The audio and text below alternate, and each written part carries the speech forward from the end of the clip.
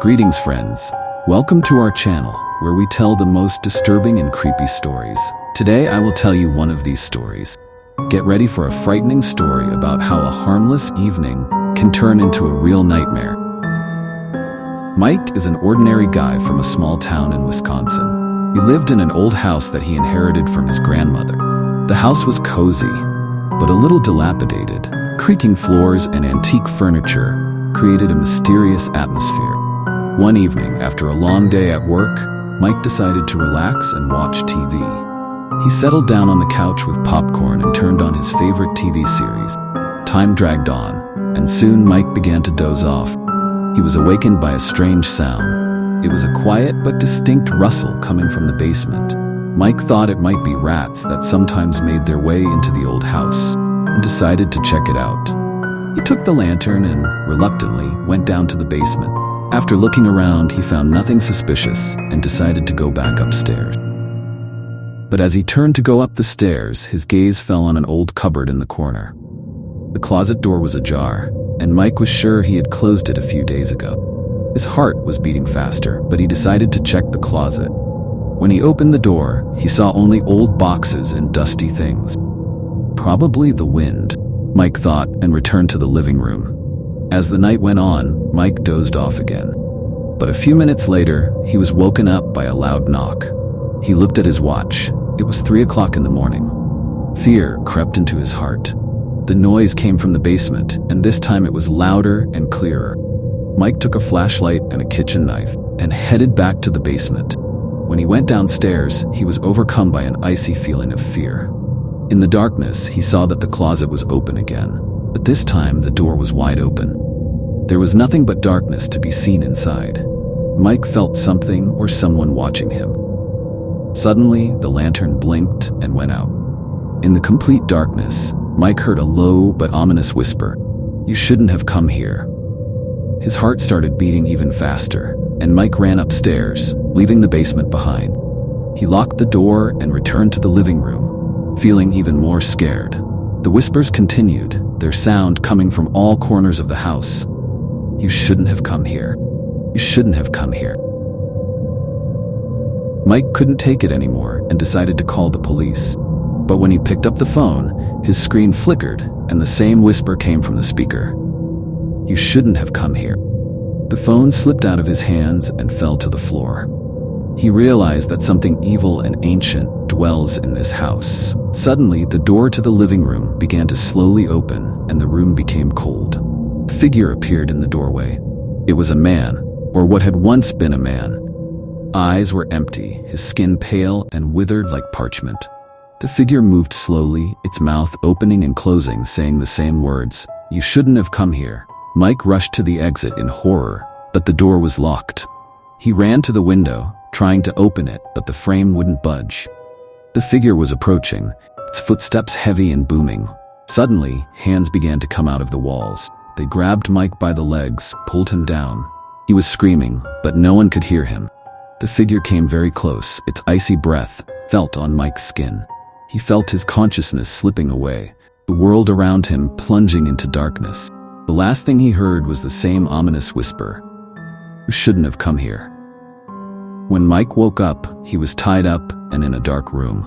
The only light came from a small light bulb hanging from the ceiling. He felt a severe pain in his head and tried to remember what had happened, but his thoughts were confused. The whispers and ghostly figures seemed like a nightmare now. The horror was too real. Suddenly, the door of the room opened and a masked man appeared in the doorway. This man slowly walked up to Mike, his eyes cold and ruthless. "You shouldn't have come here," he said, but now it wasn't whispers, but an ordinary voice full of malice and menace. "Who are you? What do you want?" Mike shouted, his voice shaking with fear. "You've invaded my territory," the man replied. "You're my prisoner now." Mike tried to free himself, but the ropes were too tight. The masked man grinned and disappeared into the darkness. Mike was left alone in a cold and ominous room. Time dragged on endlessly, and every sound echoed, amplifying his terror. When Mike woke up, he was tied up and in a dark room. The only light came from a small light bulb hanging from the ceiling. He felt a severe pain in his head and tried to remember what had happened, but his thoughts were confused. The whispers and ghostly figures seemed like a nightmare now, but the horror was too real. Suddenly, the door of the room opened and a masked man appeared in the doorway. This man slowly walked up to Mike, eyes cold and ruthless. "You shouldn't have come here," he said, but now it wasn't whispers, but an ordinary voice full of malice and menace. "Who are you? What do you want?" Mike shouted, his voice shaking with fear. "You've invaded my territory," the man replied. "You're my prisoner now." Mike tried to free himself, but the ropes were too tight. The masked man grinned and disappeared into the darkness. Mike was left alone in a cold and ominous room. Time dragged on endlessly, and every sound echoed, amplifying his terror. After a while, the door of the room opened again, and a masked girl entered the doorway. Her steps were soft, confident. "Hi," she said, her voice calm, but there was anxiety in it. "My name is Laura." Mike looked at her, her face hidden behind a mask, but her voice was warm, which contrasted with the darkness of the room. "Who are you? Are you a prisoner too?" "What is it?" he asked, trying to see a spark of compassion in her gaze. "No," Laura replied, taking off her mask and revealing her face. "I'm here for another reason." Mike was amazed by her appearance. She looked young and scared. "But why are you here?" he asked. Laura sighed and sat down opposite him. "I was a follower of this man," she said, her voice trembling. "I helped him, but now I understand that it's terrible. He torments people just like me. I can't support it anymore." "What is he doing to us?" Mike asked, his heart beating faster. "He's doing this for revenge," Laura began. "He was Ignar from a small town nearby. A few years ago, he was convicted of a crime that he did not commit. He was in a psychiatric hospital, and there he was tortured and humiliated. He was placed there after he just disappeared. He became crazy with fear and pain." And what happened next? Mike was shocked by what he heard.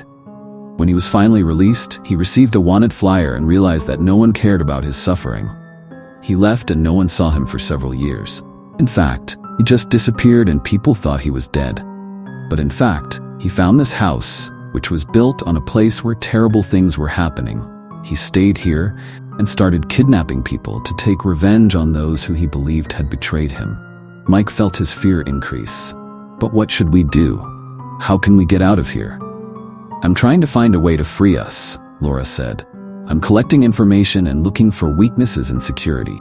We have to be careful. He is not only cruel, but also smart. We need to act quickly." At that moment, Mike heard footsteps outside the door, and Laura quickly returned to her mask. The masked man entered the room again, his eyes filled with rage. "Do you think you can trick me?" he said menacingly. "I heard everything you discussed." Mike and Laura were scared, but Laura reacted quickly. She stood up and began to speak in a soothing voice. "We didn't mean to offend you. We just—" The masked man interrupted her. "It's too late for apologies. You've all already become part of my plan." He walked over to Mike, and Laura tried to distract him, but he was determined. "You're going to learn what it means to be loyal," he said, and going up to Mike, grabbed him by the hair, lifted him up and violently pushed him away. She leaned toward him, her hands trembling. "Mike, are you okay? We have to get out of here," she whispered, her voice trembling with fear and excitement. But Mike couldn't answer anymore. His eyes were closed, and he was holding a worn note in his hands. Laura carefully took the note away, her hands shaking as she opened it. On a piece of paper, it was written in blood. Everything that happened to Michael from beginning to end. Tears rolled down her cheeks, and she knew that now her task was to survive and bring the truth to the authorities. Laura quickly searched the room, hoping to find something useful. Finding an old key that she thought might fit the lock on the door, she had difficulty opening it. The noise and fear made her act quickly. Laura ran out of the darkened room, slipped through the corridors, and finally got out onto the street. Mike's words and her own promises rang in her head. She headed to the nearest town, where she immediately informed the police about the incident.